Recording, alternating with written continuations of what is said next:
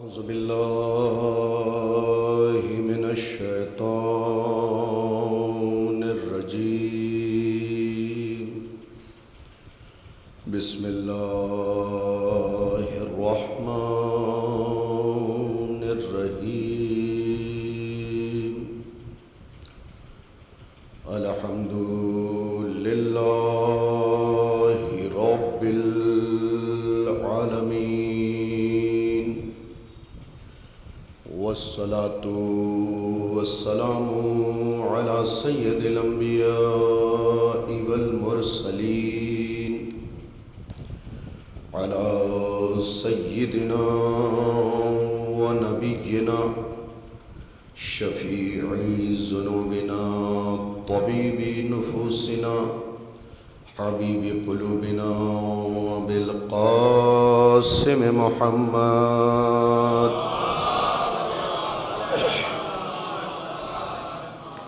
وآله الطيبين الطاهرين المعصومين المظلومين، ولعنة الله على أعدائهم أجمعين، غاصبي حقوقهم، منكري فضائلهم ومناقبهم وعطشهم وولايتهم وأسرارهم.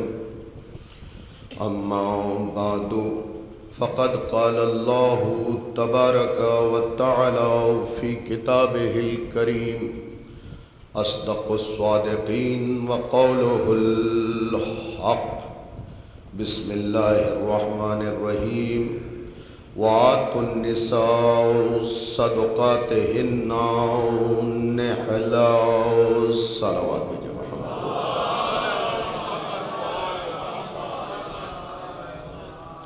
سامعین گرامی قدر، حاضرین مجلس، السلام علیکم.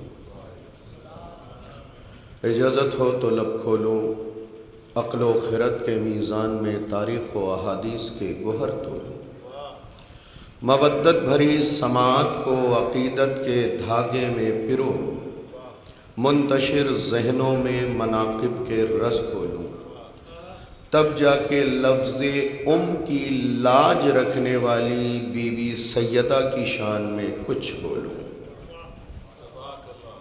ایک صلوات عنایت فرما دیں محمد. آ جائیں مولانا ظفر صاحب، آگے آ جائیں. ایک اور صلوات عنایت فرما دیں. آگے آ جائیں صاحب بھائی، رضا صاحب.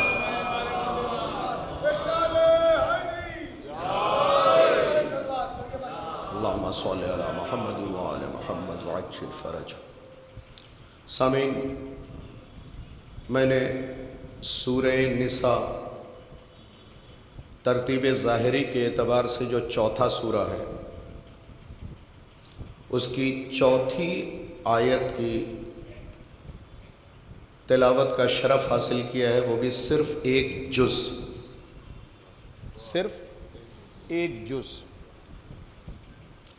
اس سے پہلے قرآن مجید میں 3 سورے ہیں اور اس کے بعد 110 سورے تحریر کیے گئے. یہ سورہ مدینے میں نازل ہوا ہے. اس سورے میں 24 رکوع، 3764 کلمات اور 16328 حروف ہیں. اس سورے کی تلاوت کا ثواب جب علم کے مرکز، علم کے مصدر اہل بیت کے گھرانے سے پوچھا گیا تو آپ نے فرمایا کہ جو سورہ نساء کی تلاوت کرے گا اللہ اسے قبر کے عذاب سے بچا لے گا. تھوڑی سی مجھے توجہ چاہیے، اس کے بعد انشاءاللہ گفتگو کو ایک منزل تک پہنچاتا ہوں. جو سورہ نساء کی تلاوت کرے گا اللہ اسے قبر کے عذاب سے بچا لے گا.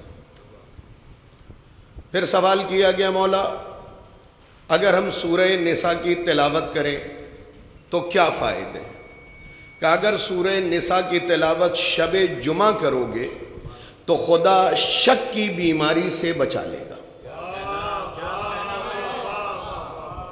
دور حاضر میں سارے اختلافات ہیں ہی شک کی وجہ سے.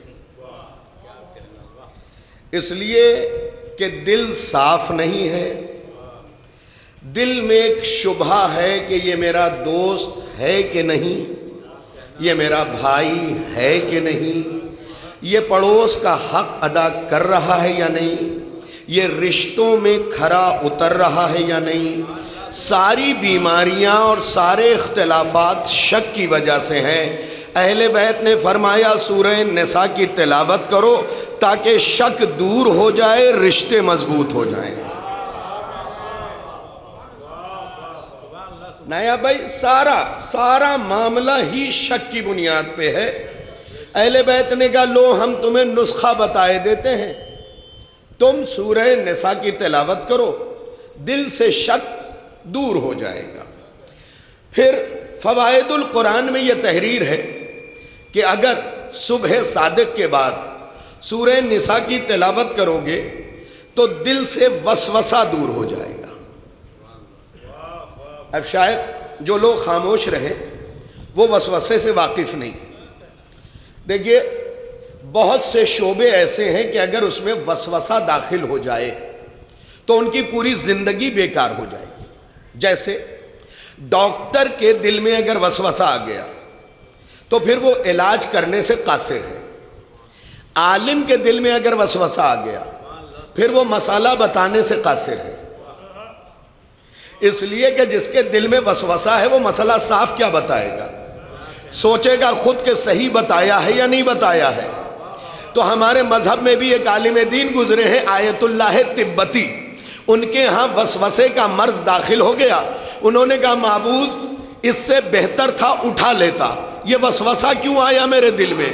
بہت سے ڈاکٹر کو دکھایا، سب نے ہاتھ اٹھا دیا کہ وسوسے کا کوئی علاج ہی نہیں ہے۔ پھر 40 دن جمکران میں جا کے ورد کیا اور اپنے امام کو بلایا، اگر آپ جاگ رہے ہیں تو فقرہ کہوں، انہوں نے منت ہی 40 دن کی مانی تھی، اگر ایک دن کی مانتے امام فوراً آتے۔ انہوں نے منت ہی 40 دن کی مانی تھی۔ اس کا مطلب ہمارے بلانے میں کمی ہے، ان کے آنے میں کمی نہیں ہے۔ متوجہ ہو کے سنیے گا، 40 دن بعد امام علیہ السلام تشریف لائے اور لانے کے بعد کہا سنو تبتی، ہم نے وسوسے کا ڈپارٹمنٹ اپنے چچا عباس کے حوالے کیا ہے۔ ذرا سا متوجہ ہو جائیں، آپ ذکر بھی کر رہے تھے سرکار وفا کا، تو یہ میرے موضوع سے متعلق تھا کہ وسوسے والا شعبہ جو ہے یہ حضرت عباس کے حوالے کیا ہے اور حضرت عباس اس کا علاج فرماتے ہیں۔ پوچھا کس نام سے بلائیں، کیسے یاد کریں؟ کہو یا ابا الغوث ادرکنی، یعنی اگر وسوسے کا علاج چاہیے تو حضرت عباس کو یاد کیجیے۔ مولا کیا آپ وسوسے کا علاج نہیں کر سکتے؟ کیا ہم ہر چیز کا علاج کر سکتے؟ یہ جو تم آیہ شفا پڑھتے ہو، امن یجیب المضطر، اس میں لفظ مضطر میرا لقب ہے۔ کاش توجہ، ذرا سا بیدار ہو جائیں۔ دیکھیں خاموش رہنا یقیناً عبادت ہے، خاموشی سے بڑی عبادت نہیں ہو سکتی، لیکن صاحب نہج بلاغہ نے فرمایا ہے بولو تاکہ پہچانے جاؤ۔ اور بات اہل بیت کی ہے تو مائک سے ہٹ کے شاہد بھائی پہلا فقرہ یہ پڑھ رہا ہوں کہ اہالیان لکھنؤ اور اہالیان یو پی یہ یاد رکھیے، خدا نے یہ زبان غیبت کرنے کے لیے نہیں دی ہے، علی کی فضیلت پہ بولنے کے لیے دی ہے۔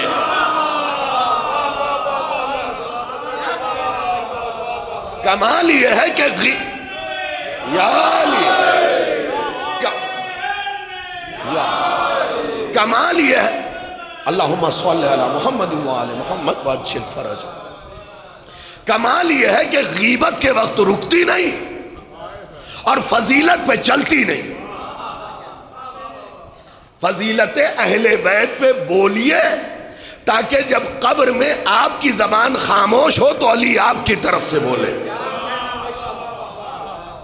آئیے جب بات یہاں تک پہنچ گئی، شک کی بیماری سورہ نساء سے دور ہو، وسواس کی بیماری سورہ نساء سے دور ہو۔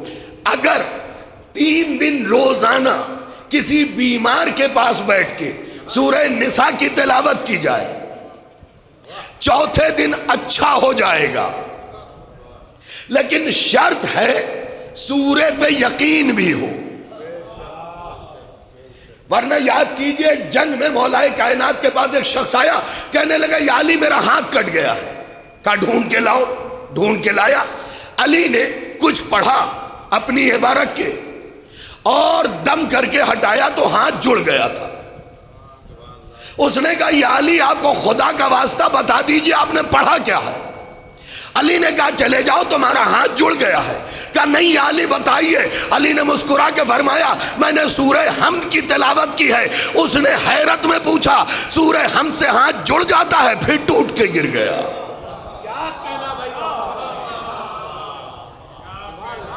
یاد رکھیے شکی بندے کا علاج کسی بندے کے پاس نہیں، کسی ڈاکٹر کے پاس نہیں ہے۔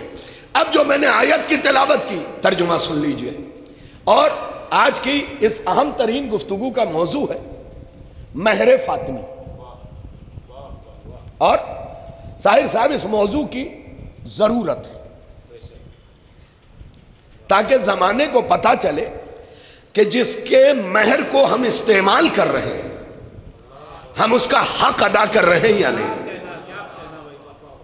یہ یاد رکھیے گا۔ اسی لیے میں نے سورہ نساء کی چوتھی آیت کے ایک جز کی تلاوت کی، اور وہ حصہ ہے وَآتُوا النِّسَاءَ صَدُقَاتِهِنَّ نِحْلًا۔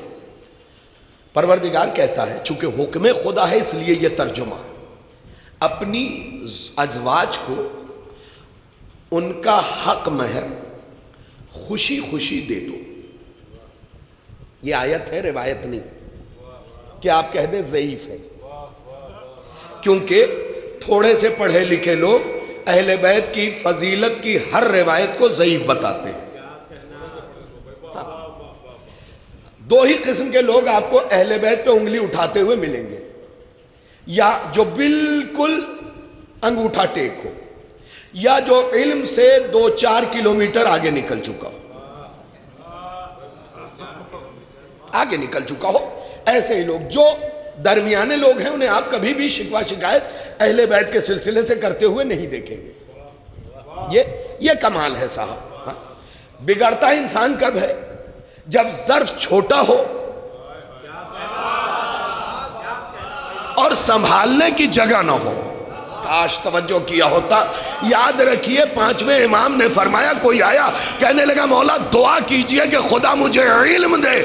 آپ نے فرمایا علم سے پہلے ظرف مانگ، خراب ظرف میں بھی اچھی چیز خراب ہو جایا کرتی ہے، خراب ظرف میں بھی اچھی چیز خراب ہو جایا کرتی ہے۔ اہل بیت کی ولا مانگنے سے پہلے اسے سنبھالنے والا ظرف مانگ لو، ورنہ فیس بک کے غلام بن کے رہ جاؤ گے۔ اور میں تو اکثر یہ جملہ ممبر سے کہتا ہوں کہ مجھے فیس بک پہ وہ لوگ بھی نظر آتے ہیں جن کا فیس ابھی تک ولی کی ولایت میں بک نہیں ہے،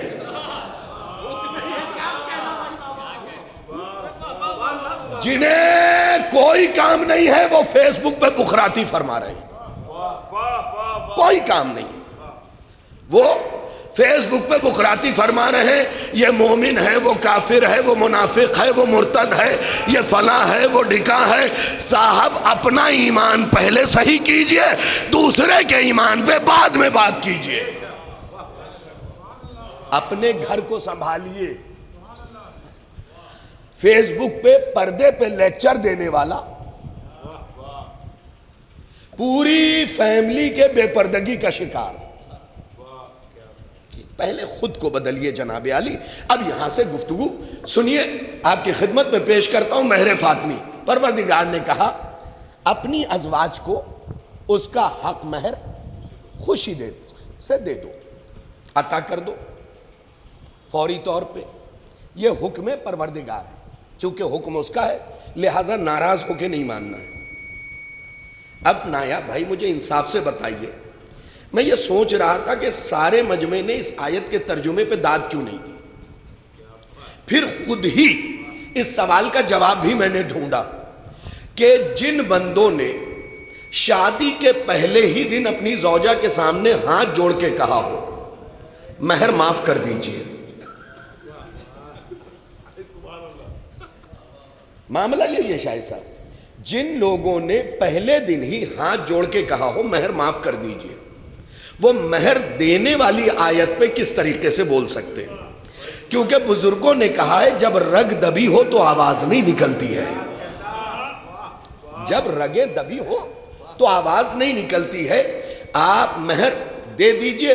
آپ کہتے ہیں ہم نے معاف کروا لیا ہے. اگر معاف کروا لیا ہے تو جب طلاق ہوتی ہے تو مانگتی کیوں ہے؟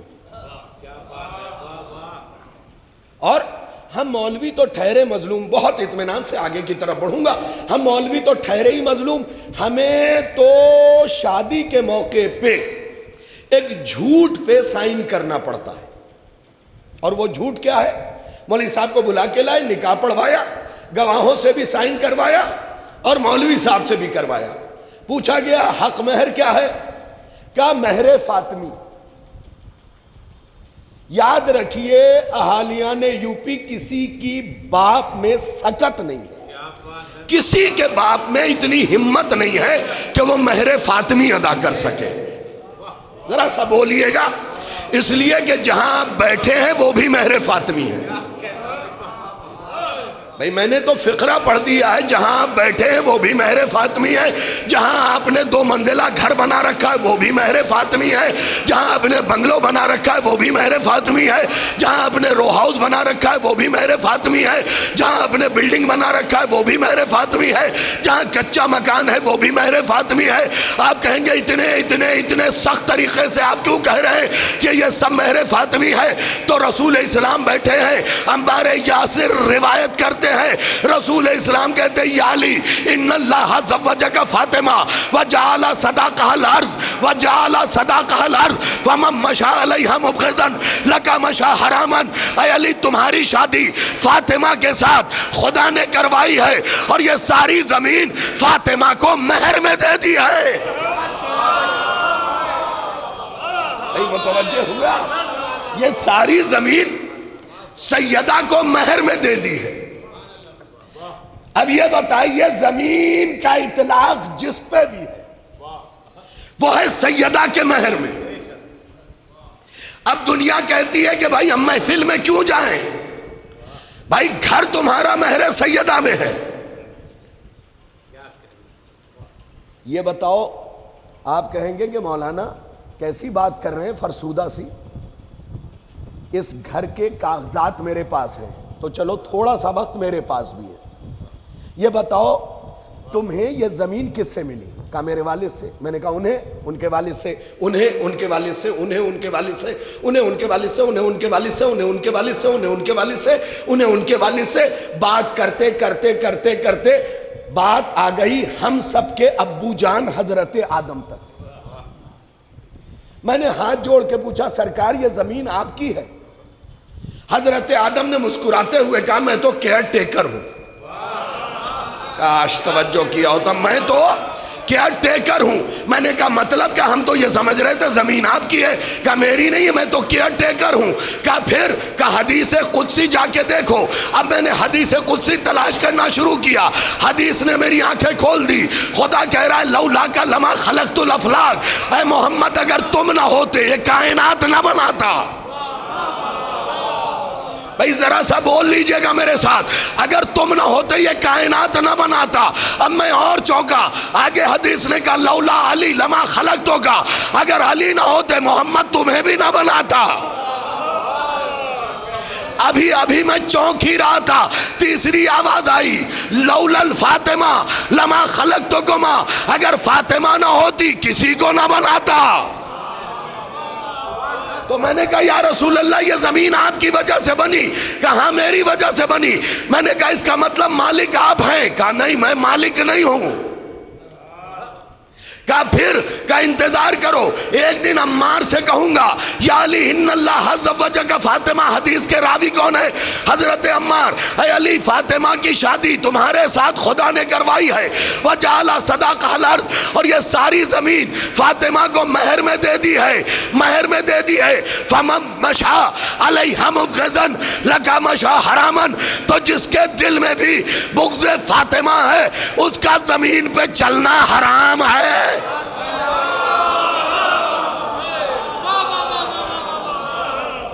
ابھی تک میں نے جہاں بھی پڑھا حدیث کا ایک ٹکڑا پڑھا، سنیے گا دوسرا حصہ کیا کہا؟ فَمَن مَشَا عَلَيْهَا مُبْغِضًا لَكَ مَشَا حَرَامًا، جس کے دل میں بھی بغض فاطمہ ہے، حدیث رسول ہے، جس کی زبان پہ وحی کا پہرا ہے، جس کے دل میں بھی بغض فاطمہ ہے اس کا زمین پہ چلنا، زور سے بولے کیا ہے؟ حرام ہے۔ آگے کا ٹکڑا سنیے، من اکلا من الارض بغیر رضاہا اکلا حراما، رسول فرماتے جس کے دل میں بھی بغض فاطمہ ہے اگر وہ زمین سے کوئی رزق کھا رہا ہے، بھئی ذرا سا بولیے گا، جس کے دل میں بھی بغض فاطمہ ہے اگر وہ زمین سے رزق کھا رہا ہے اس کا کھانا حرام ہے۔ اب ہمارے منبر پہ بیٹھ کے کچھ لوگ ہم ہی کو تانا دیتے ہیں کہ صاحب ہماری قوم عبادت نہیں کرتی، وہ دیکھیے کتنی نمازیں پڑھتے ہیں۔ ارے ایسی نماز کا کیا فائدہ جس سے سورہ مزمل کی 4تھی آیت لڑ رہی ہو؟ قرآن کہہ رہا ہے قرآن آہستہ پڑھو، ٹھہر ٹھہر کے پڑھو۔ کاش توجہ کیا ہوتا، میں نے بات پہنچا دی، جو پہنچ گئے میں انہیں سلام کر رہا ہوں۔ اس مہینے میں کچھ پڑھا جاتا ہے 3 دن والی، 6 دن والی، 10 دن والی، 12 دن والی، 16 دن والی، 18 دن والی، 24 دن والی اور 29 دن والی۔ 1988 میں 1 دن والی بھی لانچ ہوئی، 1988، اس سے پہلے 1 دن والی تراویح نہیں تھی، جائیے اٹھا کے دیکھ لیجئے، 1 دن والی نہیں تھی، 1988 میں لانچ ہوئی۔ اور نایا بھائی خدا کی قسم ہندوستان میں اتنا فاسٹ کوئی نہیں، یہ جاپان سے منگائی گئی، یہ کچھ مرحلے تو ہونے چاہیے، بدعت کو اگر رسوا نہ کیا جائے تو پھر حق نمک کہاں سے ادا ہوگا؟ بھائی قرآن نے کہا، سورہ مزمل نے، کس نے؟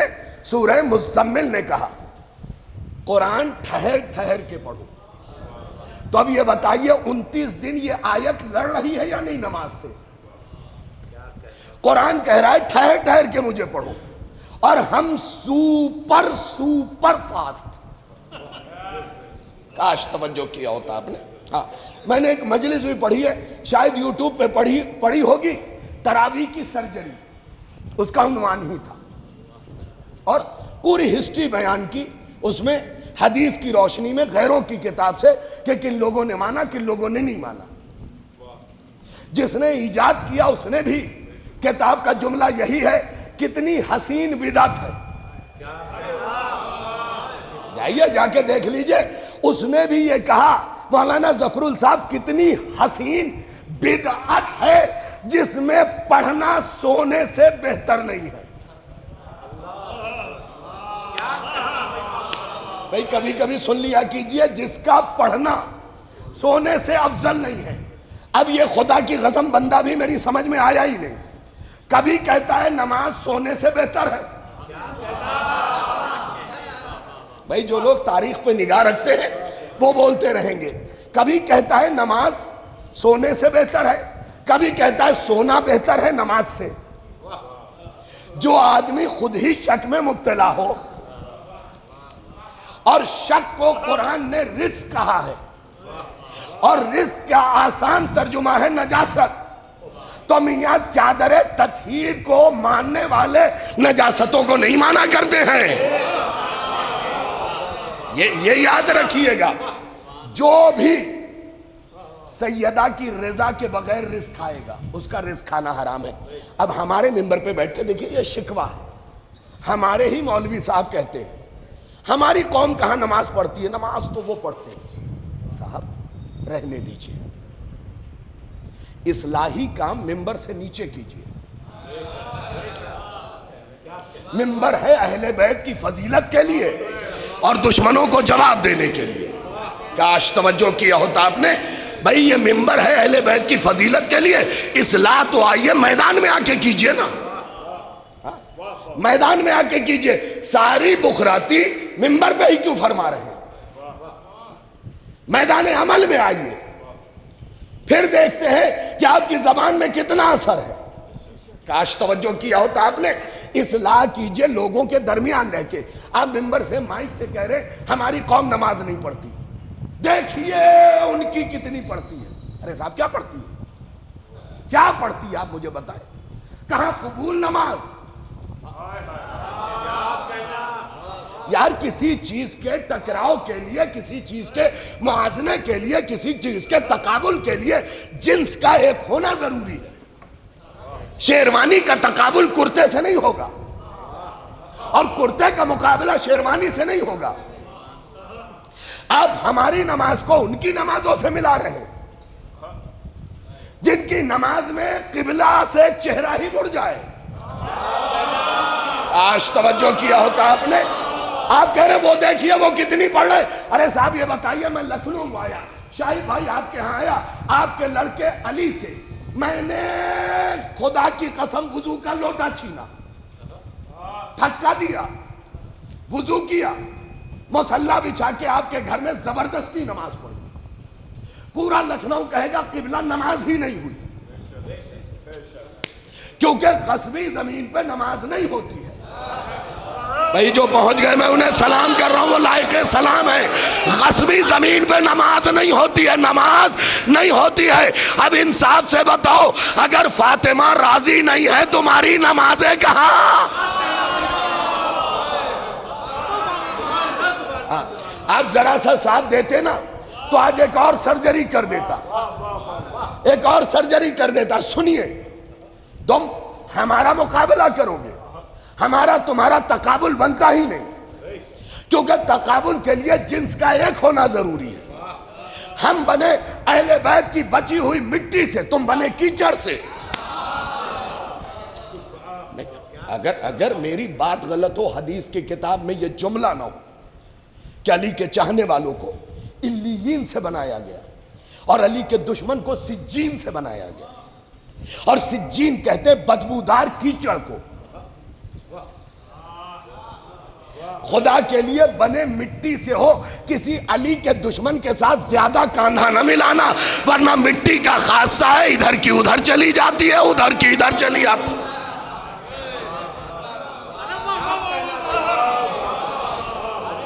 جو پہنچ گئے میں انہیں سلام کر رہا ہوں، وہ لائق سلام ہے، کیونکہ میری مجلسوں میں زیادہ تر حدیث اہل بیت کا دخل ہوتا ہے. سن لیجئے گا جلدی سے. پہلا مرحلہ، غصبی زمین پہ نماز ہوگی. بھئی لکھنؤ والو اب تو مسئلہ، علماء بیٹھے، غصبی زمین پہ نماز نہیں ہوگی. اگر کوئی شخص کسی مرے ہوئے کو غصبی جگہ دفن کر دے، پکی بات. اب یہ بتاؤ، زمین ہے سیدہ کی، ابھی تو تمہارے مردے بھی صحیح جگہ دفن نہیں ہیں. کاش توجہ کیا ہوتا، مولا سلامت رکھے. ابھی تو تمہارے مردے بھی صحیح جگہ دفن نہیں ہیں. کم سے کم پہلے فاطمہ کو راضی تو کر لو، کیونکہ یہ لکھنؤ میں فقرہ پڑھ سکتا ہوں میں. کائنات کا سب سے بڑا جھوٹا اس آدمی کو مانتا ہوں، اس آدمی کو مانتا ہوں، اس آدمی کو مانتا ہوں. ابو ذر بھائی، کائنات کا سب سے بڑا جھوٹا اس آدمی کو مانتا ہوں جو فاطمہ کو راضی و مرضیہ کہے، قاتل کو رضی اللہ کہے. جھوٹا ہے وہ آدمی۔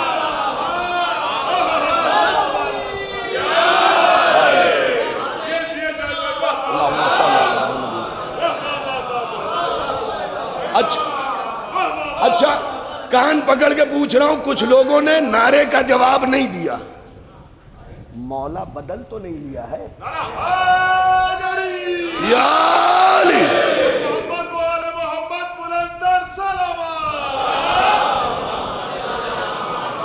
اس لیے کہ حالیان یاد رکھیے، شرما کے اس کا نام لیا جاتا ہے جس نے کسی میدان میں شرمندہ کیا ہو۔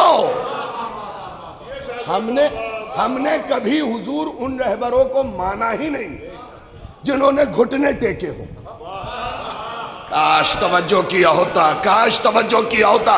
آج زمانہ پوچھ رہا ہے علی والے جھکے کیوں نہیں؟ بھائی صاحب علی والے جھکتے نہیں ہیں، جھکتے وہ ہیں جن کا فائلوں میں نام آ جائے۔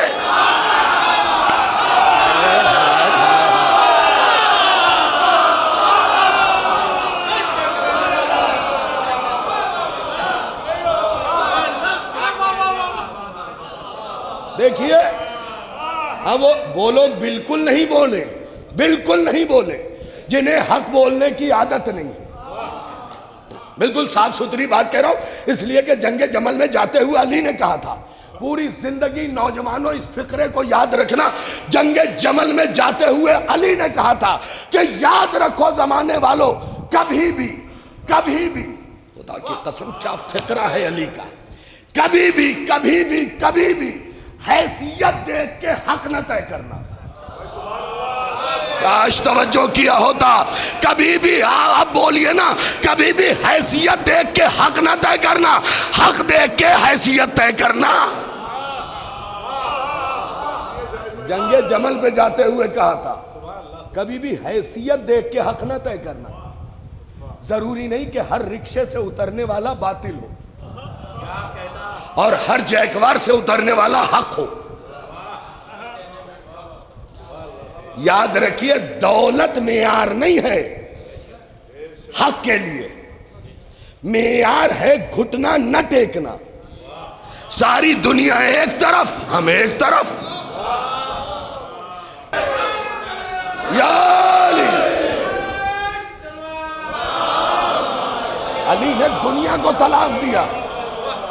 دیکھیے دنیا، علماء بیٹھے، دنیا مؤنث ہے، ادنا مذکر ہے، ادنا مذکر ہے، دنیا مؤنث ہے۔ ادنا کے معنی ہے ذلیل مرد۔ بھئی بات سے بات نکلے گی کیونکہ 17 تاریخ کو کسی کی ہلاکت تھی، 17 رمضان کو تو چھوڑوں گا کیسے؟ بھئی سیدہ کے گھرانے سے تعلق ہے، جس نے سیدہ کو ستایا اسے چھوڑا نہیں جائے گا۔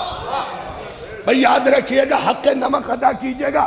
17 تاریخ کو تھی ہلاکت، اسی کے ضمن میں جملہ پڑھ رہا ہوں، سن لیجئے گا۔ دنیا کے معنی ہے ذلیل عورت، ذلیل عورت، ذلیل عورت۔ اور علی نے 3 بار طلاق دے کے زمانے کو بتایا کہ علی کے گھر میں ذلیل عورتوں کی جگہ نہیں ہے۔ جو پہنچ گئے میں انہیں سلام کر رہا ہوں۔ ذلیل عورتوں کی جگہ نہیں، وہ کہتا ہے کہ جس طرف ساری دنیا ہے اس طرف چلے جانا چاہیے۔ یہی تو نبی نے بھی کہا تھا کہ یاد رکھو میرے چاہنے والوں، اگر ساری کائنات کسی جگہ جمع ہو جائے اور علی کسی راستے پہ تنہا کھڑا ہو تو نہ سوچنا کہ حق بھیڑ کے ساتھ ہے،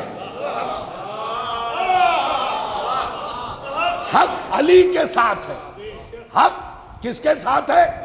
علی کے ساتھ ہے، اور ہمیشہ حق علی کے ساتھ ہی رہے گا، کیونکہ نبی نے کہہ دیا الحق کو مال علی والعلی مال حق۔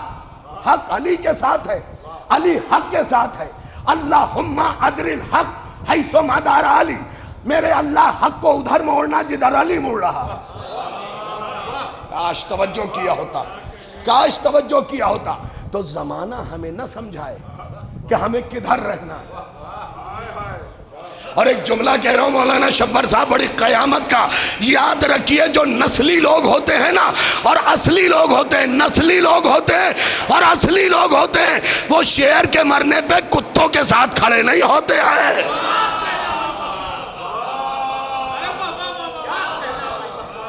ہم اپنا ہدف نہیں بدل سکتے، ہم اپنا مقصد نہیں بدل سکتے۔ مقصد یہ یاد رکھیے کہ حق کا نام اونچا رہے، اور حق کا نام اونچا کیا ہے اہل بیت نے۔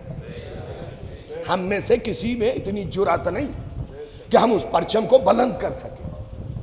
یہ پرچم بلند کیا ہے اہل بیت نے اور ہمیں حوصلہ دیا ہے۔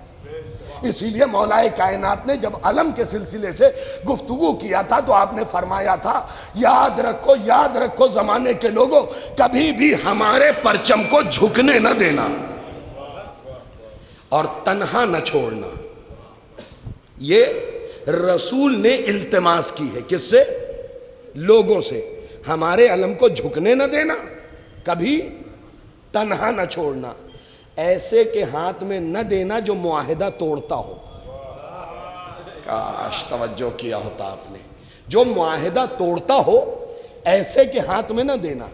ہم ڈرنے ورنے والے نہیں ہیں، یہ یاد رکھیے، اس لیے کہ یہ واحد قوم ہے جو کفن بھی مسکرا کے خریدتی ہے۔ اگر ساتھ ہیں تو ایک فقرہ کہوں، دعائے عہد پڑھ لیجئے، اس کے درمیان میں ایک فقرہ آیا ہے، میں آپ کو سنا دیتا ہوں۔ یہ واحد قوم ہے جو کفن بھی مسکرا کے خریدتی ہے۔ الہی معتذرن کفنی شاہرن سیفی مجردن قناتی ملبین دعوت الدائی فی الحاضر والبادی۔ بھائی مسکرا کے کفن خریدتے ہیں۔ جب انہوں نے دیکھا کہ یہ کفن بھی مسکرا کے خرید رہے ہیں، پریشان ہو گئے۔ اب جو مسئل آپ بولتے ہیں وہ ذہن میں رکھیے، میں دعا کا ترجمہ پیش کر رہا ہوں۔ الہی معتذرن کفنی، میرے اللہ جب آخری امام آواز دے ہمیں ایسے اٹھانا کہ کفن پہنے رہے۔ نہیں اللہ جانے آپ آمادہ تھے کہ نہیں فقرے کے لیے، ہمیں ایسے اٹھانا کہ کفن پہنے رہے۔ سوچو جب ہم نے کفن مسکرا کے خریدا تو داعش بھاگ گئے، جب ہم کفن پہن کے نکلیں گے، کفن پہن کے نکلیں گے، اور صرف کفن پہن کے نکلے گی۔ معتذرن کفنی شاہرن سیفی، میرے اللہ ایسے اٹھانا کہ برہنہ تلوار ہاتھ میں ہو، مجردن قناتی، اور نیزہ تولے رہوں، یعنی بالکل نشانہ سادھے رہوں۔ اچھا یہ بتائیے لکھنؤ والوں، میں تو رہتا ہوں ممبئی میں، وہاں تو قبریں بڑی چھوٹی چھوٹی ہوتی ہیں، ایڈجسٹ کیا جاتا ہے لوگوں کو۔ آپ یہ بتائیے کبھی کسی، دیکھیے میں ہوں تھوڑا پڑھا لکھا تو بس ذرا سا طالب علم ہوں، کبھی کسی مرنے والے کے ساتھ تلوار دفن کی؟ نہیں، پکی بات؟ چھری، شمشیر، نیزہ، تیغ؟ آپ کہیں گے شاہد رضوی کہاں پڑھائی کی ہے؟ الہ آباد میں کیا پڑھایا جاتا تھا تمہیں اتنا بھی نہیں معلوم کہ ہمارے ہاں کفن بھی ان چیزوں سے نہیں کاٹ سکتے، کفن بھی ان چیزوں سے نہیں کاٹ سکتے۔ میں نے پوچھا کیا تھا نایاب بھائی، تلوار آپ کے ہلور میں بھی دفن نہیں ہوتی نا مرنے والے کے ساتھ؟ فاضل صاحب جریلی میں بھی نہیں ہوتی ہوگی، پیہانی میں بھی نہیں ہوتی ہوگی مولانا، غازی پور میں بھی نہیں، کنتور میں بھی نہیں، جونپور میں بھی نہیں۔ پھر یہ حدیث کا جملہ کیا ہے؟ میرا اللہ ایسے اٹھانا کہ ہاتھ میں تلوار ہو۔ یہ دعا کے جملے ہیں اور ہماری زبان سے نکلی ہوئی دعا نہیں ہے، اہل بیت کی زبان سے نکلی ہوئی دعا ہے، یہ غلط نہیں ہو سکتی۔ پھر کہا کیا جا رہا ہے، یہاں بھی تو قبرستان ہے نا، جب قبر سے اٹھے تلوار لے کے اٹھے، نیزہ لے کے اٹھے، مجھے 3 سال لگ گئے ڈھونڈنے میں کہ جب ہم نے کچھ دفن نہیں کیا تو یہ تلوار یہ نیزہ لے کے اٹھ کیسے رہے۔ چھٹے امام نے فرمایا یاد رکھو زمانے والوں، ہر مومن کا اسلحہ خاک شفا ہے۔ کاش توجہ کیا ہوتا بھائی، جو بیٹھے ہوئے ہر مومن کا اسلحہ خاک شفا ہے، خاک شفا۔ ہم مرنے والے کے ساتھ تسبیح خاک شفا دفناتے ہو نا، یہی ہے مومن کا اسلحہ، یہی ہے مومن کا اسلحہ۔ کیا؟ خاک شفا۔ اور اسلحہ کیا ہے؟ وَسِلَاحُهُ الْبُكَا، یہ بھی دعا کے جملے ہیں، دعائے کمیل کے. یہ آنسو تمہارا اسلحہ ہے. آہستگی سے علمی چٹکی لے لوں، یہ آنسو تمہارا اسلحہ ہے. اب سمجھے رونے کو بدعت کیوں کہا گیا؟ اب سمجھے اب رونے کو بدعت کیوں کہا گیا؟ کیوں؟ کیونکہ اسلحہ ہے آنسو. اور کیا اسلحہ ہے؟ مومن کا اسلحہ دعا ہے. کچھ لوگ کہہ رہے ہیں ہم کیا کریں اس وقت؟ ارے دعا کیجئے، یہ بھی اسلحہ ہے، یہ بھی اسلحہ ہے. کیونکہ کچھ لوگوں کو تو موقع مل جاتا ہے نا ایسے موقع پہ، اور کچھ لوگ ہیں بیچارے بالکل فری بیٹھے ہوئے ہیں، انہیں صرف اور صرف پینی نظر اور تیکھی نظر رکھنی ہے. یاد رکھیے، یاد رکھیے، یاد رکھیے، اگر کسی بندے تک آپ کی رسائی نہ ہو تو اس کے بارے میں کوئی فتویٰ دینے کی ضرورت نہیں. آپ تقلید میں ہیں، آپ کی تقلید کی نہیں جا رہی.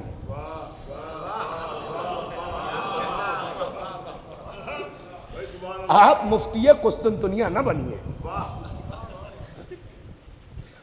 آپ کو کس نے حق دیا ہے کہ آپ کسی کو مومن کہیے، کسی کو کافر کہیے؟ ارے آپ کا ضمیر تو خود اتنا ہلکا ہے کہ کسی نے 2 کپ چائے پلا دی اور اس کے ساتھ ناشتہ کرا دیا تو مومن، اور نہیں پوچھا تو منافق. جس بندے کا خود کا معیار یہ ہو، وہ کیسے طے کرے گا کہ کون مومن ہے کون کافر؟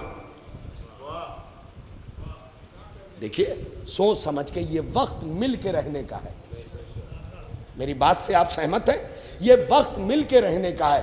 آپس میں چند برتن ہیں تو ٹکراؤ ہوگا. اور رہی بات شہادت وغیرہ کی، تو اس سے تو ہم کبھی گھبرائے نہیں، کیونکہ جناب زینب نے اپنے خطبے میں ارشاد فرما دیا تھا ابن زیاد کے سامنے، سن ابن زیاد، تو شہید کر کے خوش ہو رہا ہے اور ہم شہید ہو کے خوش ہو رہے ہیں. بھائی اس جملے پہ توجہ کرنا چاہیے. تو ہمیں مار کے خوش ہو رہا ہے اور ہم شہید ہو کے خوش ہو رہے ہیں کہ ہمارے لیے شہادت تو سر کا تاج ہے. ہمارے لیے شہادت تو سر کا تاج ہے. اب ایک سوال اور ہو رہا ہے کہ یہ بقیہ ممالک کیوں نہیں بول رہے ہیں؟ تو بھائی اس پہ زیادہ بیان میں نہیں دوں گا. مجھے بس ایک چیز یاد آ رہی ہے، سن لیجئے اور بات کو میں سمیٹ لیتا ہوں. ایک بات یاد آ رہی ہے، وہ بس سن لیجئے. ایک جنگ ہوئی تھی اور جنگ کا نام ہے جنگ خیبر. سن 7 ہجری میں 39 دن مسلمان جھنڈا لے کے جاتے رہے. رسول نے نہیں دیا تھا، کیونکہ رسول علم دے اور فتح نہ ہو. کاش توجہ کیا ہوتا. یہ ہے ایمان رسول اسلام پہ. رسول نے نہیں دیا، لگا ہوا تھا، اٹھاتے تھے. آج موقع ہے، چلتے ہیں میدان جنگ میں. گئے، مرحب 39 دن باہر نکلا ہی نہیں، بس اندر سے کہتا تھا انا الذی سمتنی امی مرحبا. جیسے ہی کھنکھار کی آواز باہر آتی تھی، مسلمان کا جھنڈا بردار کہتا تھا نہیں آپ باہر کیوں نکل رہے ہیں، یہودی صاحب آپ اندر ہی رہیے. یہ جملہ کل گردش کرے گا پورے لکھنؤ میں، یہودی صاحب آپ اندر ہی رہیے، باہر کیوں نکل رہے ہیں؟ ہم ٹھہرے شریف اور شہری مسلمان، ہم سے لڑائی سے کیا مطلب، ہم سے جھگڑے سے کیا مطلب، یہودی صاحب آپ اندر ہی رہیے. اگر 39 دن والے باپ کی اولادیں ڈھونڈنی ہونا، آج دیکھ لو جو ملک چپ ہے.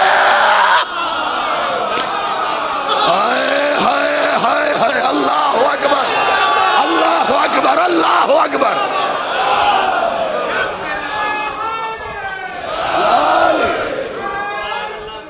بس آخری فقرہ.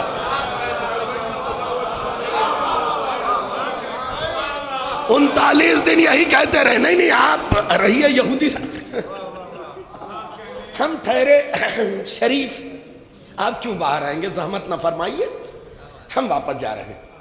39 دن یہی سلسلہ چلتا رہا. سب نے اپنی حسرت نکال لی. 40ویں دن نبی نے کہا کل علم مرد کو دوں گا. بھئی مرحوم طاہر جرولی صاحب کا ایک جملہ سنیے، وہ کہتے ہیں ساری دنیا کہتی ہے علم کے تمنا میں پوری رات جاگتے رہے، اور میں کہتا ہوں نبی نے کہا تھا کل علم مرد کو دوں گا، انہیں ثابت کرنا تھا ہم بھی مرد ہیں۔ بھئی کاش توجہ کیا ہوتا آپ نے، کاش توجہ کیا ہوتا، انہیں ثابت کرنا تھا ہم بھی مرد ہیں۔ اب 1400 سال بعد ہماری قوم پریشان ہوتی ہے، فلاں نے علم کیوں نہیں اٹھایا، فلاں نے کیوں نہیں اٹھایا، فلاں نے کیوں نہیں اٹھایا۔ بھئی یہ خیبر میں طے ہو گیا، علم مرد اٹھاتے ہیں، عورتیں نہیں اٹھاتی ہیں۔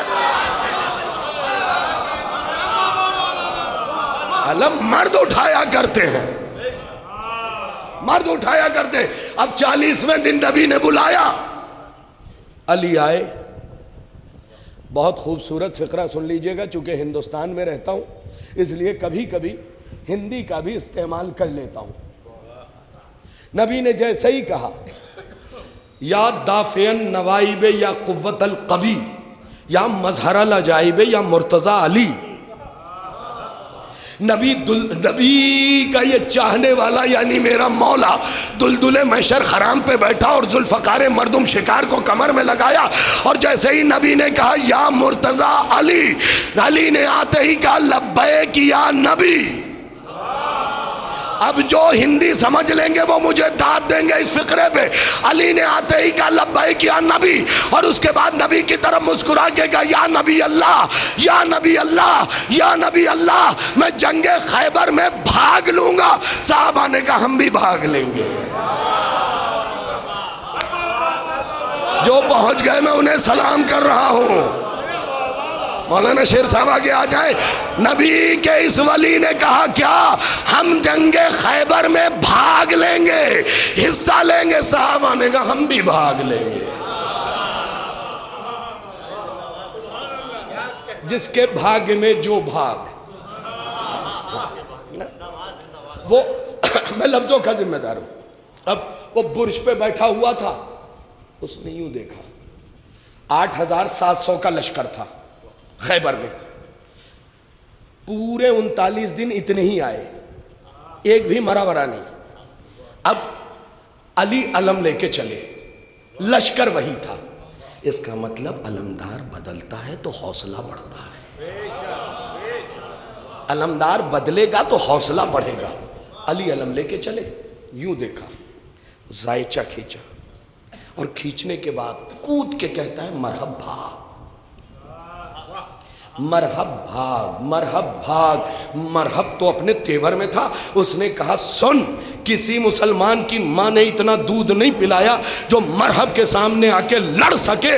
نجومی نے کہا مرحب بھاگ، کل تک جو آ رہے تھے وہ مسلمان تھے، آج اسلام آ رہا ہے۔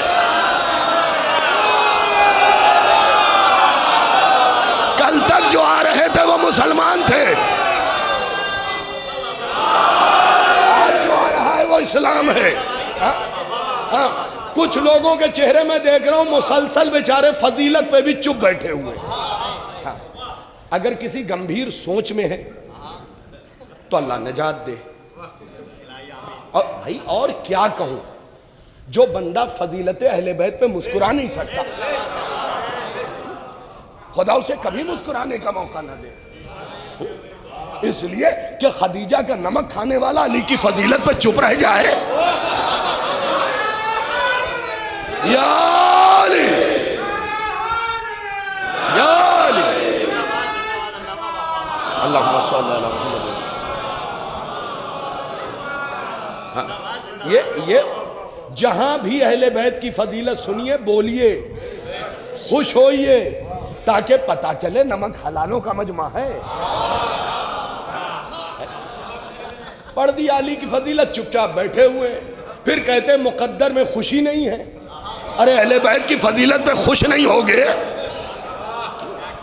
ہماری قوم کے ہی کچھ لوگ، خدا کی قسم اس زمانے میں کیسے کیسے لوگ ہیں، آتے کہتے شاہد رضوی کوئی دعا بتا دیجئے، کوئی سورہ بتا دیجئے، ہمارا نصیب ہی خراب ہے، 2 سال سے نصیب خراب ہے۔ ارے اللہ تمہارا منہ توڑے، تمہارا نصیب خراب کیسے ہو سکتا ہے جس نصیب میں خدا نے علی لکھا ہو؟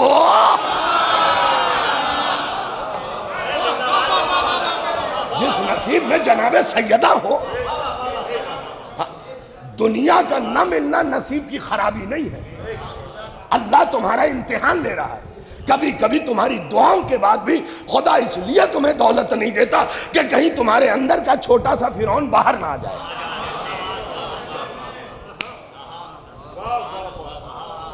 اس لیے کہ یاد رکھیے ہر بندے کو دولت ہضم نہیں ہوتی ہے۔ دیکھیے میں دولت کا مخالف نہیں ہوں، اس لیے کہ دولت کی مخالفت کیسے کر سکتا ہوں؟ خدیجہ سے بڑی دولت مند ہے کوئی؟ آپ کہیں گے آڈانی امبانی امامیت، چپ رہیے، اللہ آپ کا منہ توڑے، بینک سے قرضہ لے کے امیر بننا اور ہے، اور دین پہ لٹا کے خدیجہ بننا اور ہے۔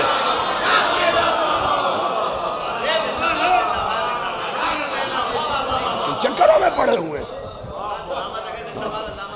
جناب رسول اسلام نے کہا مجھے کسی کے مال نے فائدہ نہ پہنچایا سوائے خدیجہ۔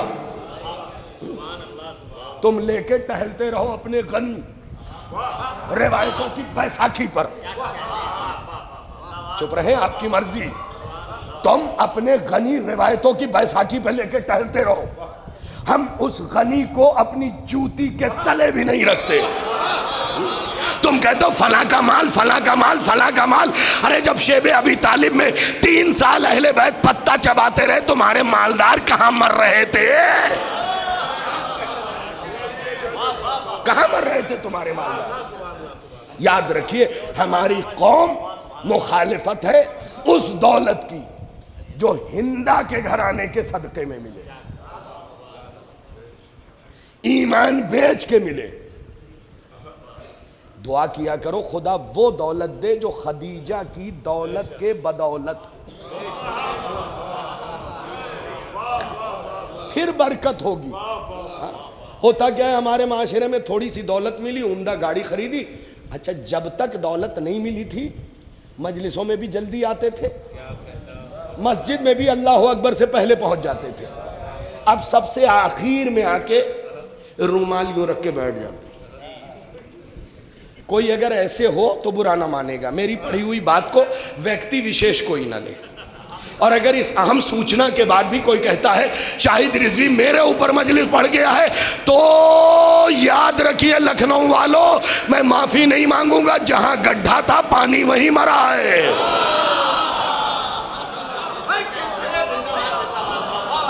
جب تک دولت نہیں ملی تب تک آتے تھے مجلسوں میں، پہلے دولت مل گئی منہ پہ رومال رکھے بیٹھے ہوئے، اب ان کو فضیلت نہیں سمجھ میں آ رہی ہے، اب ان کو مجلس ماتم نہیں سمجھ میں آ رہا ہے، اب ان کو گھر ایسے ایریے میں چاہیے جو کاسمو پولیٹیکل ہو۔ نا اپنا ایریا بڑا گندا رہتا ہے، ارے صاحب کیوں اپنے علاقے کو چھوڑ رہے ہو؟ کم سے کم اپنے علاقے میں رہو گے، حضرت عباس کی درگاہ تو دیکھو گے، آج توجہ کیا ہوتا، دریا والی مسجد پہ نظر پڑ جائے گی، کاظمین دیکھ لو گے، کوفہ دیکھ لو گے، چلے گئے ان علاقوں میں جا کے رہ رہے ہو جس علاقوں کا ایمان سے رشتہ ہی نہیں۔ خدا کے لیے اپنے علاقوں کی اہمیت کو سمجھیے، اپنے علاقے کی افادیت کو پرکھیے۔ دولت خدا نے دی ہے، ترچھی نگاہوں سے اچھی گاڑی لے لی، جیکوار لے لی، اب یوں دیکھ رہے ہیں کتنے لوگوں نے سلام کیا۔ دیکھیے میں ہوں بڑا مجھا ہوا آدمی، کتنے لوگوں نے سلام کیا۔ میں ایسے دولت مندوں سے کہتا ہوں میاں جس دولت کی بنیاد پہ تم نے غریب سے منہ موڑ لیا ہے نا، منہ موڑ لیا ہے نا، یاد رکھو جب مرو گے تو دولت مند کاندھا دینے نہیں آئے گا اسی غریب کے کندھے پہ، کیونکہ دولت والا تو میٹنگ میں لگا ہوگا، وہ تو کہے گا بتاؤ ذرا جنازہ اٹھا یا نہیں۔ لہذا خدا کے لیے زمین کے اوپر والے گھر کی تیاری نہ کرو، جو گھر زمین کے نیچے ہے نا تیاری اس گھر کی کرو، اس گھر کی کرو۔ ہم کیا کرتے ہیں، ادھر سے بھی پیسہ اینٹھا ادھر سے بھی پیسہ اینٹھا، غریبوں کا حق بھی، سہم سادات بھی اور سہم امام بھی، جو آ رہا ہے آنے دو۔ پھر کہہ رہا ہوں کوئی ویکتی وشیش نہ لے، جو آ رہا ہے آنے دو۔ یاد کیجئے ایک بار ایک شکاری نے جال ڈالا اور ایک مولوی نے۔ شکاری کے جال میں فاختہ اور مولوی کے جال میں چیل۔ اب دونوں نے جال اٹھایا، فاختہ تو خاموش، چیل نے زاروں قطار رونا شروع کیا اور کہا ہائے میں مر گئی، یہ ہو گیا وہ ہو گیا۔ تو فاختہ نے کہا کیوں بکواس کر رہی ہے، تجھے پتا ہے تو کیا ہے؟ کہا ہاں چیل۔ کہا تو مسلمانوں کے ہاں صحیح نہیں ہے، تھوڑی دیر میں تجھے اڑا دے گا۔ کہا مگر جال مولوی کا ہے۔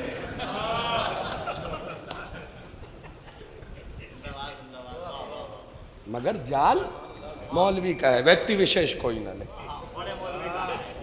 ہاں جال مولوی کا۔ یاد رکھیے اگر علم کے ذریعے آپ حلال اور حرام میں تمیز نہیں پیدا کر سکتے تو یہ علم ابو جہل کے گھرانے کا ہے، ابو طالب کے گھرانے کا نہیں ہے۔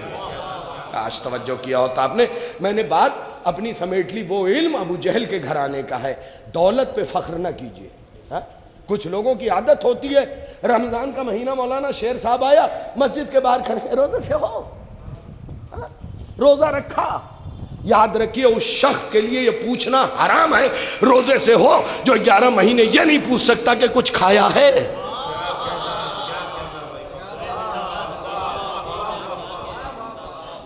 یہ روزہ، مجھے تو حیرت ہوتی ہے مسلمانوں پہ، جتنے گروپ ہیں آپ دیکھیے روز آنا اس پہ آتا ہے یہ شربت بنا کے پیو، پیاس کا احساس نہیں ہوگا روزے میں۔ ارے اور روزہ رکھا کس لیے گیا مولانا؟ اور روزہ کس لیے رکھا گیا؟ بھوک اور پیاس کے احساس کے لیے۔ آپ شربت بانٹیں کہ بھوک کا احساس نہ ہو۔ روزہ صرف اس لیے رکھا گیا ہے تاکہ پیسے والوں کو غریب کے بھوک اور پیاس کا احساس ہو۔ فطرہ اپنے ہاتھ سے دینے کا حکم صرف اس لیے دیا گیا ہے تاکہ آپ غریبوں کے گھر کا دروازہ دیکھ لیں۔ معاف کیجئے گا مجھے ان جملوں پہ داد کی ضرورت نہیں، اس پہ میں خود داد دے دیتا ہوں، جی تیرا، کیونکہ یہ پڑھنے کے لیے بھی حوصلہ چاہیے۔ فضیلت میں نے آپ کو سنائی، لیکن ان چیزوں کا بیان کرنا بھی ضروری ہے۔ آپ خیال رکھیں ان لوگوں کا، اور خصوصاً شریف غریب کا خیال رکھیں۔ نہیں پہنچے آپ۔ دیکھیے غریب دو قسم کے ہیں، ایک جو ہاتھ پھیلا دیتا ہے، ایک جسے خاندانی شرافت ہاتھ پھیلانے نہ دے، ایسے غریب تلاش کیجیے۔ بس میری بات سمجھ گئی؟ دولت کا غرور نہ آنے پائے۔ دولت خدا کرے وہ ملے جو جناب خدیجہ کی دولت کے بدولت ہو۔ ہم دولت کے مخالف نہیں ہیں جس دولت کے بعد غرور پیدا ہو جائے، ہم دولت کے مخالف نہیں۔ آپ جتنی اچھی گاڑی لینا چاہتے ہو لیجئے، لیکن جس گاڑی پہ بیٹھ کے سائیکل والا حقیر دکھنے لگے وہ گاڑی لعنتی ہے، اور وہ سوچ لعنتی۔ جس مکان کی بلندی کے بعد جھوپڑی ہیچ نظر آنے لگے، اس سوچ پہ لعنت ہے۔ ہمیشہ یاد رکھیے، اہل بیت کے بن کے رہیے۔ یہ بتائیے خدیجہ نے کبھی کسی غریب کی بے عزتی کی؟ جناب خدیجہ کا کمال یہ تھا کہ جب بانٹتی تھی تو خود حجرے کے اندر چلی جاتی تھی اور میسرہ سے کہتی تھی ڈھیر لگا دو، جس کی جتنی مرضی آئے اٹھا کے لے جائے۔ تم ہمارا تقابل کرو گے؟ تمہارے ماں باپ مقروض ہیں ہماری دادی نانی خدیجہ کے، کاش توجہ کیا، مقروض ہیں۔ بس سمٹ گئی بات، اس سے آگے نہیں لے جاؤں گا۔ مرحب سامنے پہلی بار آیا کس کے؟ امیر کائنات کے۔ 2 خود، 2 زرہ، 2 نیزہ، 2 جوشن، 2 چلہتر، 2 بختر، مرحب اسی طریقے سے آیا تھا، 2 نیزہ 2 تلوار 2 خود 2 زرہ 2 جوشن 2 بختر 2 74۔ علی جیسے عادل امام نے دیکھا کمال ہے، 2 تلوار 2 نیزہ 2 خود 2 74 2 بختر 2 زرہ، مرحب ایک کیوں، یہ لو 2۔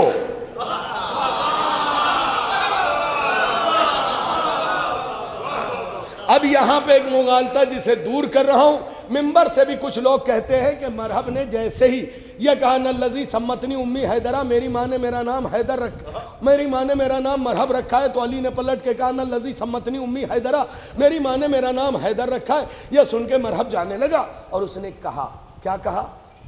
میری ماں نے مجھ سے کہا تھا حیدر نامی شخص سے نہ لڑنا، یہ غلط پڑھا جاتا ہے، یہ غلط پڑھا جاتا ہے، مرحب کی ماں نے کبھی یہ کہا ہی نہیں۔ چیلنج کر رہا ہوں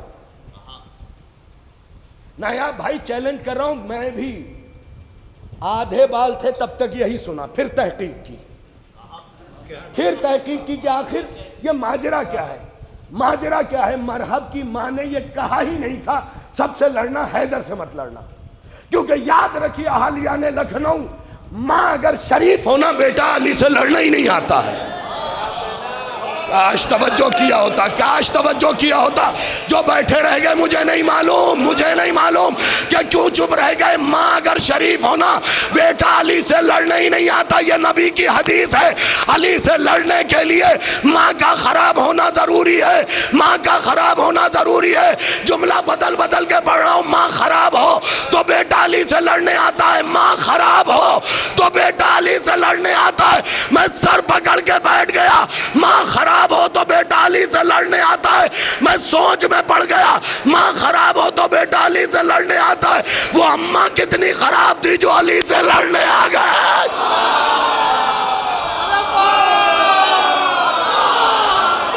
وہ اماں کتنی خراب تھی جو علی سے لڑنے آ گئے۔ یہ بات مرحب کی دایا نے کہا تھا، جا کے کتاب دیکھ لیجئے گا، کتابوں میں جو واقعہ خیبر لکھا ہے اس میں یہ فقرہ لکھا ہے کہ یہ بات مرحب کی دایا نے کہا تھا جو علم نجوم کی ماہر تھی، اماں نے نہیں کہا تھا۔ جب تک غلط ماں کی طرف غلط فضیلتیں منسوب کی جاتی رہیں گی تب تک سیدہ کی اولادیں صحیح کرتی رہیں گی۔ یہ ہمیشہ یاد رکھیے اور کوشش کیجئے اہل بیت علیہ السلام کے حقوق کو ادا کرنے کی۔ اگر اہل بیت کی فضیلت ممبر پہ نہیں بیان کر سکتے تو ممبر چھوڑ دیجئے، اس لیے کہ چوتھے امام نے کہا تھا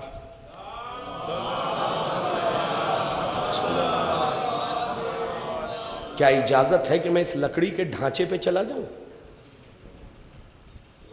اس کا مطلب اگر اہل بیت کی فضیلت یہاں سے بیان نہیں ہو رہی ہے تو یہ لکڑی کا ڈھانچہ ہے، اور اہل بیت کی فضیلت بیان ہو رہی ہے تب یہ ممبر ہے۔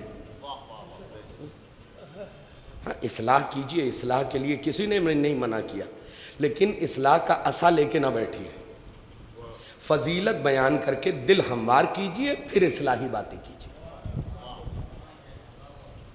اہل بیت علیہم السلام کل بھی مظلوم تھے، آج بھی مظلوم ہیں، اور دعا کرتا ہوں کہ آنے والے زمانے میں ان کی مظلومیت ختم ہو جائے۔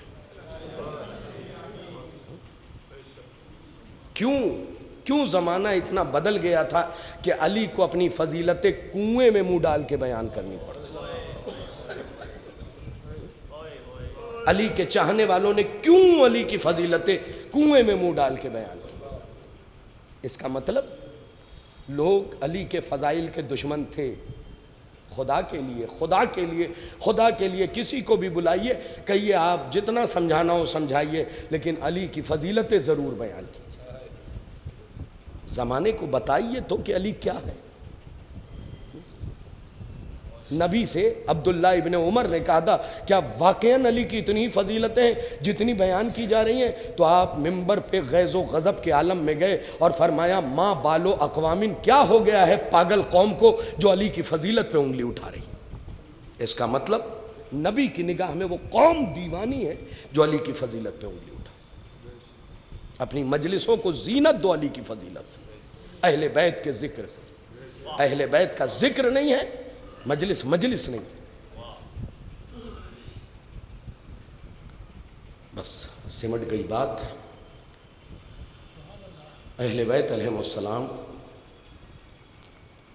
خدا کرے یہ دعا کرتا ہوں, دلائل الامامہ سے حدیث بھی بیان کرتا ہوں, یاد رکھیے گا جب آخری امام آئیں گے تو زمین کا رزق سیدہ کے دشمن پہ بند کر دیا جائے گا.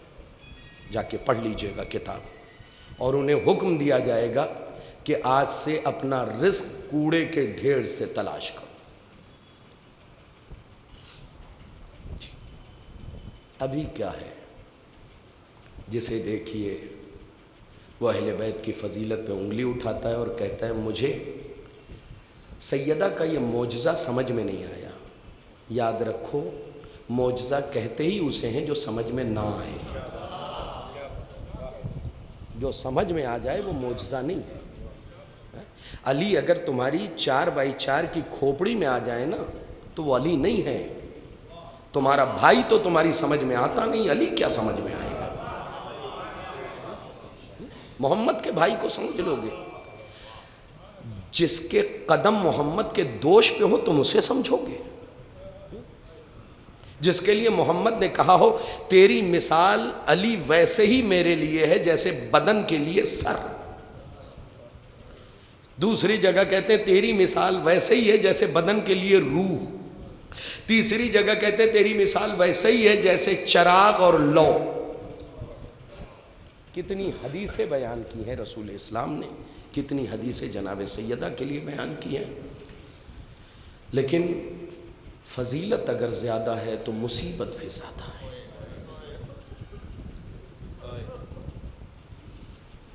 دو فقرے سن لیجئے. ایک مومنہ کے ایصال ثواب کی مجلس ہے, جناب فاطمہ کے مصائب پڑھوں گا, لیکن ابھی 19, 20 اور 21 گزری ہے. علی کے سر پہ ضربت لگی. 2 جملے صرف امیر کائنات کے مصائب کے پڑھوں گا. علی کے سر پہ ضربت لگی ہے. علامہ عباس عزیزی نے اپنی کتاب المصائب کے اندر لکھا ہے کہ جب علی کے سر پہ ضربت لگی نا تو جس تلوار سے لگی اسے زہر میں بجھا دیا گیا تھا. سن لیا آپ نے, میں آگے بڑھتا ہوں. زہر کا اثر یہ تھا کہ کبھی علی پیر پھیلاتے تھے, کبھی سمیٹ لیتے تھے اور آواز دیتے تھے حسین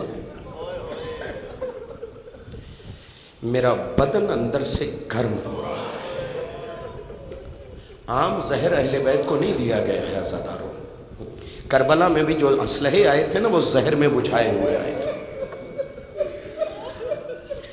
جو زہر مولائے کائنات کو دیا گیا تھا اس کے لیے میں نے پڑھا ہے کہ اگر سوئی کی نوک کو زہر میں ڈبا کے دریا میں ڈال دیا جائے تو ہر ذی روح مر جائے. اور اس زہر میں کم سے کم جو میں نے دیکھا 40 دن تلوار بجھائی گئی.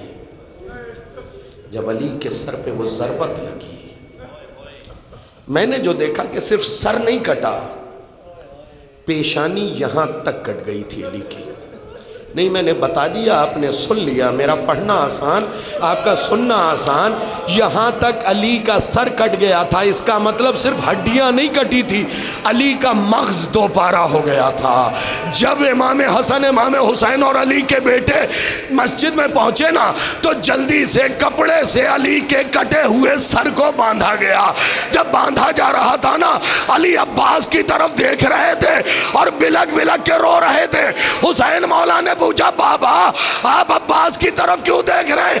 کہا بیٹا ابھی میرا سر کٹا ہے, تم نے امامہ باندھ دیا, کل اس کے سر پہ ضربت لگے گی,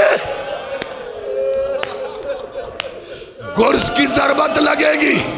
آئیے ایک مصائب سنانا چاہتا ہوں آپ کو, ایک مصائب سنانا چاہتا ہوں, گھروں تک روتے ہوئے جائیں گے. رائٹر ہیں علامہ نجم الحسن کراروی. میں نے کہا یہاں تک علی کا سر کٹ گیا تھا, مغز سر کٹ گیا تھا. اور یہ روایت اس بات سے بھی ثابت ہے کہ جب طبیب نے سر کے اندر دھاگا ڈالا ہے نا اور اسے باہر نکالا تو علی کے مغز کے سر کے ذرات باہر آئے ہیں۔ العظمت للہ، العظمت للہ۔ اب علامہ نجم الحسن قراروی نے ذکر العباس میں لکھا کہ یہ تو علی کی ضربت تھی، عباس کے سر پہ ایسی ضرب لگی تھی، گرز مارا گیا تھا کہ عباس کا مغز سر نکل کے کاندھے پہ آ گیا تھا۔ میں اتنا ہی پوچھوں گا عزاداروں مجھے بتاؤ، جس کا مغز سر کاندھے پہ آ گیا ہو اس سر کو حسین نے اٹھا کے زانوں پہ کیسے؟ العظمت للہ، العظمت للہ۔ بس سمٹ گئی بات، 2 یا 3 منٹ اور مسائب بیان کرنا ہے، شرما کے نہ روئیے گا، بڑے عظیم مسائب ہیں۔ المصائب کے اندر علامہ عباس عزیزی نے کہ کبھی علی پیر پھیلاتے ہیں، کبھی سمیٹ دیتے ہیں، کبھی آپ کروٹ لیتے ہیں اور آواز دیتے ہیں حسین میرا وجود گرم ہو رہا ہے۔ اب سنیے مصائب کا فقرہ، جناب فاطمہ تک آنا تھا نا۔ علامہ عباس عزیزی نے لکھا کہ علی پہ غشتاری ہوا، پھر افاقہ ہوا، پھر غشتاری ہوا، پھر افاقہ ہوا۔ اتنے میں علی اٹھ کے بیٹھ گئے اور روتے ہوئے کہتے فاطمہ اچھا ہوا آپ آ گئی۔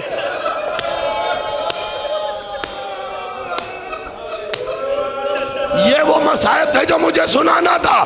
فاطمہ اچھا ہوا آپ آ گئی۔ میں کہوں گا لکھنؤ کے عزاداروں یہ بتاؤ، جیسے ہی علی نے کہا اچھا ہوا آپ آ گئی، ارے فاطمہ آئی ہوں گی تو کیا عباس کو گلے سے نہ لگایا ہوگا؟ اے میرے لال، میری زینب کے پردے کا خیال۔ مصائب میں کوئی کمی نہیں کرنا چاہتا، آئیے چند جملے سن لیجئے۔ ایک مومنہ کے اصالِ ثواب کی مجلس ہے نا، سیدہ علی کی ضربت کے بعد آئیں، میں کہوں گا بی بی علی کے سر پہ ضرب لگی، آپ تشریف لے آئیں۔ اب سنیے مرثیے کے ترجمے کا جملہ سنا رہا ہوں آپ کو کہ جب فاطمہ آئی نا اور امیر کائنات کے پاس تشریف رکھا تو حسین نے رو کے سیدہ کی چادر کو پکڑا اور آواز دی اماں بابا نے بلایا تو آ گئی، اگر میں بلاؤں گا تو آئیں گے نا۔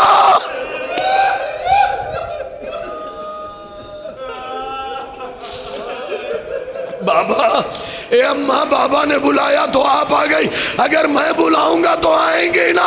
ایک مرتبہ تڑپ کے حسین کو کلیجے سے لگایا، اے میرے لال میں تیرے مقتل کی زمین بالوں سے۔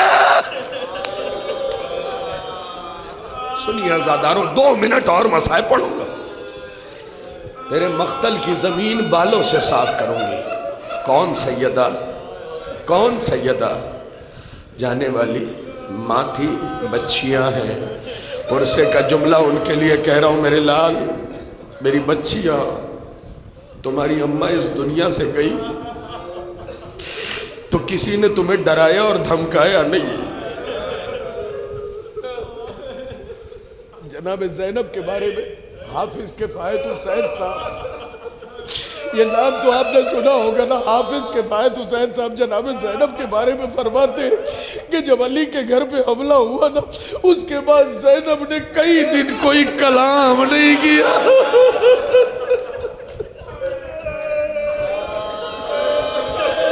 جناب زینب نے کئی دن کوئی کلام نہیں کیا، جیسے ہی حسین سامنے جاتے تھے زینب چیخ مار کے رو کے کہتی تھی بھیا یہ وہی دروازہ ہے نا جہاں پہ نانا سلام کرتے تھے۔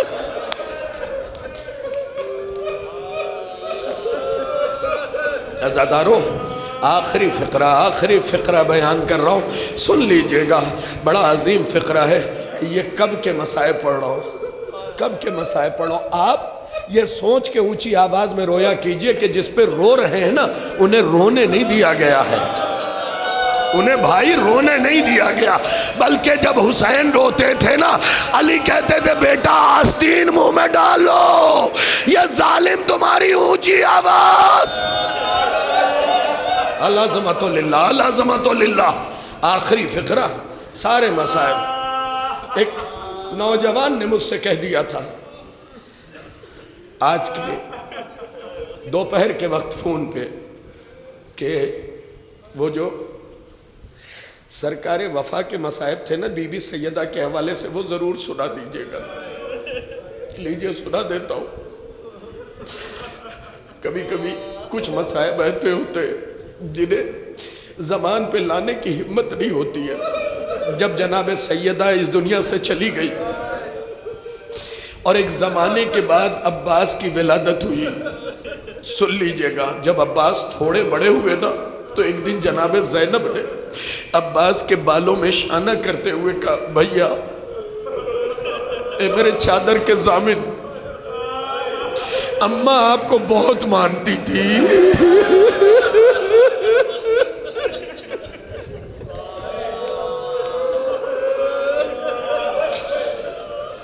اماں آپ کو بہت مانتی تھی. یہ بیان کیا. ایک مرتبہ حضرت عباس کی چیخ نکل گئی، کہا بھائی تم اتنے پہ رو رہے ہو، ہم نے اماں کو تماچا کھاتے دیکھا.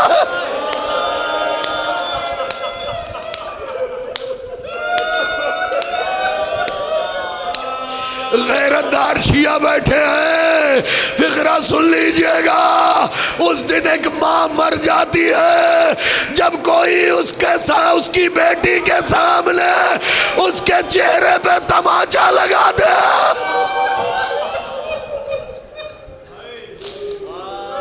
بس فقرہ سنیے. اماں آپ کو بہت مانتی تھی. عباس اماں نے آپ کی محبت جانتے کتنی تھی؟ عباس اماں نے آپ کو سلام کہا تھا. عباس کی چیخ اور بلند ہوئی کہ عباس پتہ ہے اماں نے آپ کے لیے کرتا سلا. بس عباس یہ سن کے زمین پہ بیٹھے اور اس کے بعد تھوڑی دیر بعد کھڑے ہو کے کہتے ہیں، اچھا آقا زادی مجھے اجازت دیجئے. اے عباس کہاں جا رہے ہو؟ کہاں آنے کے بعد بتاتا ہوں. بہت دیر جب ہو گئی اور عباس واپس نہ آئے، بہت چھوٹے تھے، حسین آئے، علی آئے، زینب نے رو کے کہا بابا عباس باہر گئے ابھی تک لوٹے نہیں ہے. بس 1 منٹ کے مصائب ہیں اور ابھی تک لوٹے نہیں ہیں. سنیے گا ایک ماں کیا ہوتی ہے، ابھی تک لوٹے نہیں ہیں. علی نے کہا حسین بیٹا آپ ادھر دیکھیں. علی نے ادھر دیکھا. اب جو دونوں کی نگاہ پڑی کیا دیکھا؟ عباس قبر سیدہ پہ رخسارہ رکھے. اے ام الحسنین، اے بی بی. بس آخری فقرہ، آوازوں کو ذرا سا روکیے، یہ آخری فقرہ سن لیجئے. اے بی بی آپ پہ بڑا ظلم کیا گیا، آپ کو تماچے مارے گئے. علی کہتے ہیں جب میں قریب گیا اوپر عباس رو رہا تھا اور قبر سے فاطمہ کی زد کیا.